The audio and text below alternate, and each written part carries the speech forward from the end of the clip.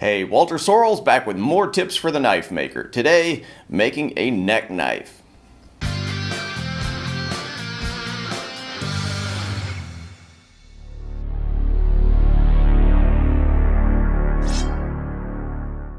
So if you're not a knife fanatic, a neck knife is just a small knife that hangs generally in a little Kydex sheath around your neck. And it's easy to access. They're very small and kind of simple knives.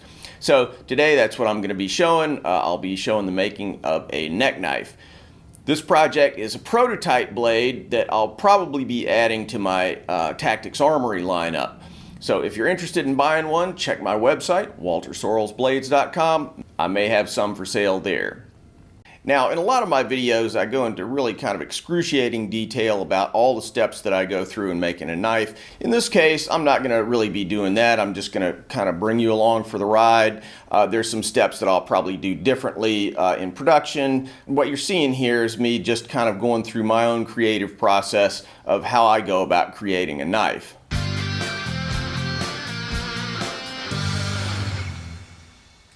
I'll begin by making a few rough sketches of various shapes.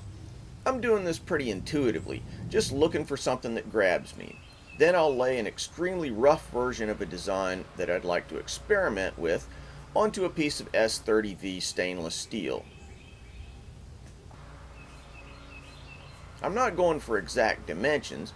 Instead, I'm going to shape it on the grinder, seeing how it feels in my hand as I go and adjusting the design based on that feel. Before I grind though, I want to drill the holes in the handle. It'll be a lot easier to clamp it up now than after I've shaped the handle.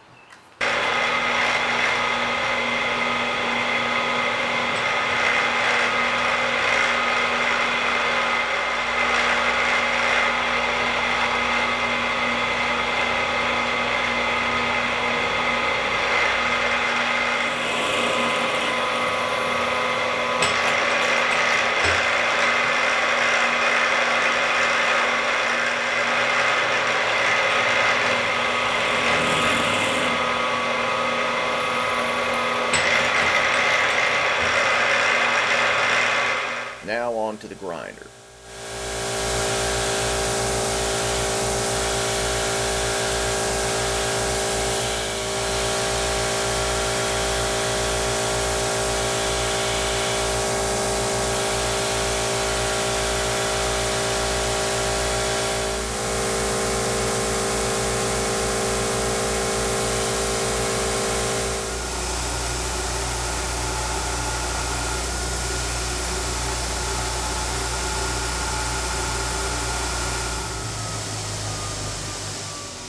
Okay, that's about where I want it.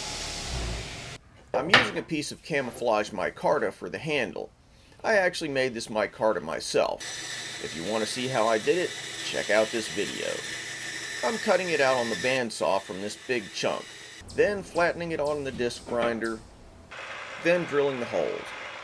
I use a mill with a digital readout to get exact placement of all the holes, but if you wanted to make this yourself, you could do everything with a hand drill, using locator pins to line up the correct spacing for the holes and drilling right through the tang into the handle material.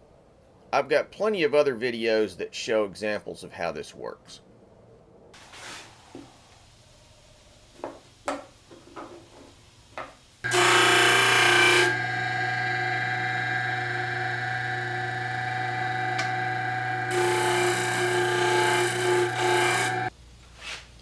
Next, I use locator pins to lay out the shape of the tang.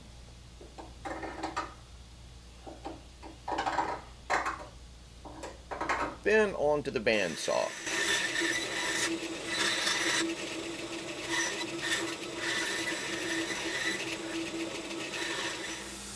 Next, I'll grind in the bevels.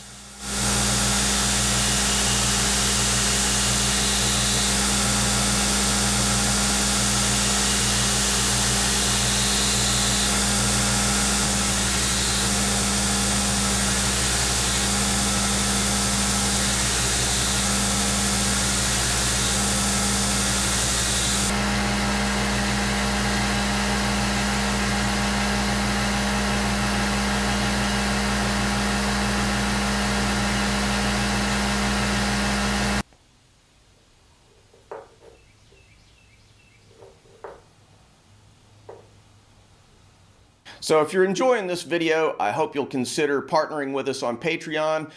You just click the link on the info button here, and you can help this channel get better, put out more videos, better videos. I recently got a new camera. This is the first video that I've recorded on this camera, and it's thanks to you guys who've made the jump and helped us out on Patreon. So thanks to all you guys. The steel's ready for heat treatment. It's wrapped in heat treating foil, then heated to 1950 degrees, soaked for half an hour, then plate quenched.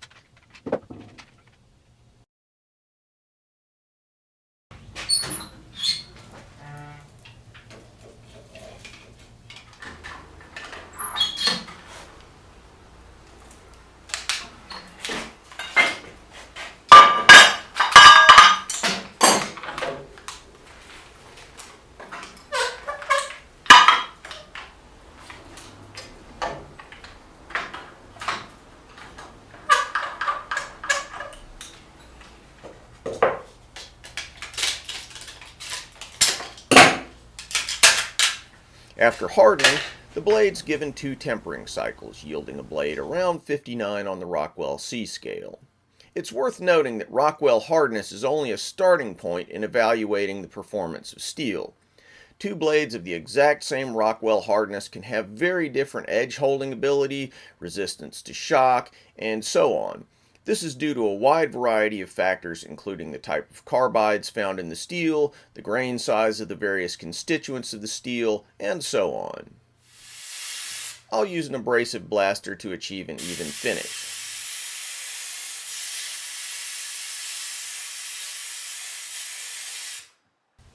Now the scales are epoxied and pinned to the handle.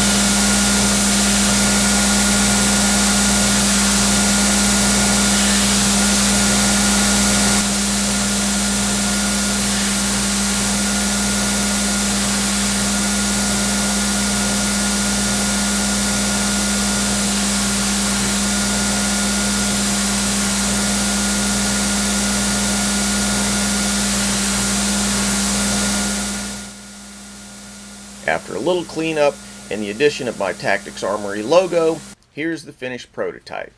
Now I'll test it out and see how I like it. Incidentally, if you're curious as to why it looks the way it looks, here's the basic design philosophy. I wanted a substantial blade given its size, not something that will bend or break, but I still wanted the whole package light and really unobtrusive to carry. So I'll need you to be able to get a pretty good handle on it to pull it out of a fairly tight-fitting Kydex sheath with a good positive lock. So that's where the design landed. The first finger notch is for control of the blade while you're cutting with it, and the second is mainly for getting it out of the sheath, so you can kind of hook your finger on that second little notch. Well, I hope you enjoyed coming along for the ride with me on this. You know, if this design floats your boat, you can probably pick up a copy of it or something fairly similar on my website, waltersorrellsblades.com.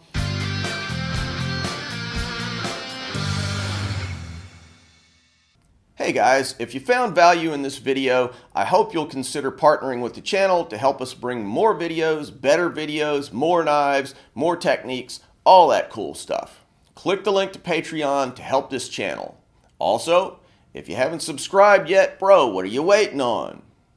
And check me out on Facebook, Twitter, Instagram, all that good stuff. Also, if you're into Japanese swords, check out my website, waltersorrellsblades.com, where you'll see more of my work and where you'll find videos about the making of Japanese swords, along with mounting, fittings, polishing, hamones, all kinds of good stuff.